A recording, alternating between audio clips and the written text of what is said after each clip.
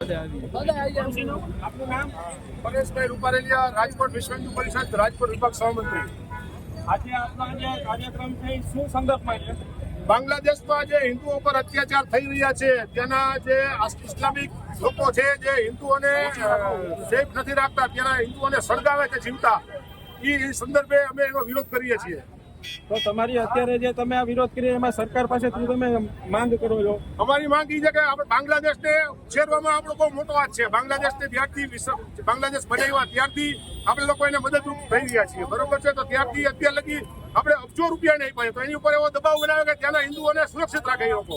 તમારા આજે વિશ્વ હિન્દુ પરિષદનો જે કાર્યક્રમ છે એ આખા ઇન્ડિયામાં થવાનો છે કે આખા ભારતમાં કાર્યક્રમ ચાલુ જ છે? આ સમગ્ર ભારતમાં આ કાર્યક્રમ હિન્દુઓને બચાવવા માટેનો કાર્યક્રમ ચાલુ છે। તો તમે આપણા દેશવાસીઓને શું સંદેશો આપવા માંગો છો? આપણા દેશવાસીઓને એક જ સંદેશો આપે કે હિન્દુઓ તમે એક રહો તો સેફ રહેશો, જો બટેગે તો કટેંગે।